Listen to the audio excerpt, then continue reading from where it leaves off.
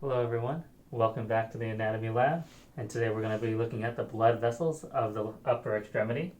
And before we get started, let's remember that we have arteries and veins.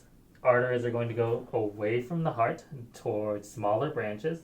Veins are going to start out small and go back to the heart into larger veins.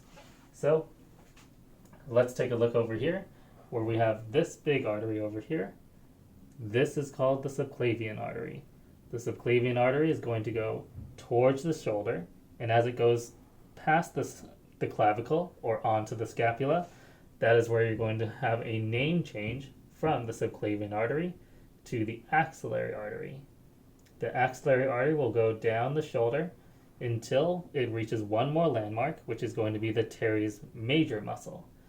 When it goes across the teres major muscle, it is going to continue once again as a different name, the brachial artery. So it went from subclavian artery to axillary artery to brachial artery.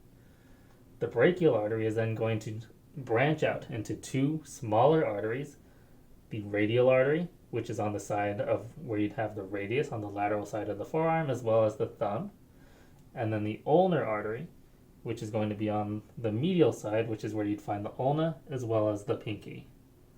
So those are the arteries that you need to know for the upper extremity. Over on the other side, this is where we're going to take a look at the veins.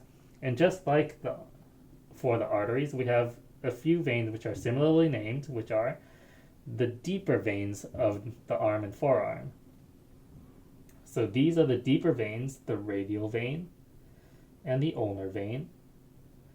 And then the radial vein and the ulnar vein will go towards the heart to drain into this larger vein, which is the brachial vein, right here. Now for veins, unlike arteries, there are one more set of superficial blood vessels, which are the cephalic vein, which you can see here on the lateral side.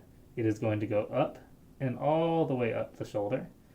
And then the basilic vein, which is going to go from the forearm on the ulnar side or the medial side up until it reaches the axillary region over here.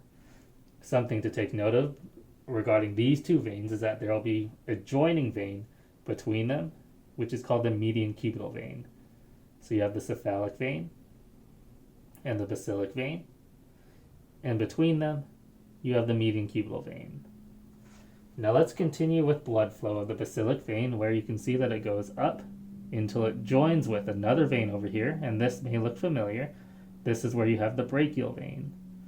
The basilic vein and the brachial vein will join together, and as they do that, they will make up another vein called the axillary vein. So just like with the arteries, when you have the axillary vein, you could follow its blood flow back to the heart, but as it does so, you could see that the cephalic vein, which started all the way down here in the forearm, up the arm, and then all the way into the shoulder, the cephalic vein is going to drain into the axillary vein here.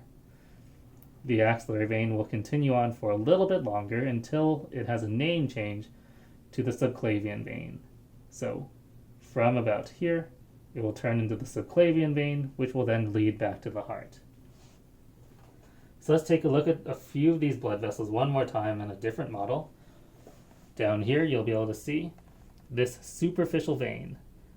This is one of the two superficial veins, which in this case is the cephalic vein. You can see it between the anterior fibers of the deltoid and the pectoralis major. The cephalic vein is going to continue and then drain into the axillary vein here. So you can see the vein continue on and then drain into the axillary vein here. And then the axillary vein will turn into the subclavian vein here. And that's it for blood vessels of the upper extremity. Thank you for listening. Good job with all of your hard work. And thanks for listening. See you next time.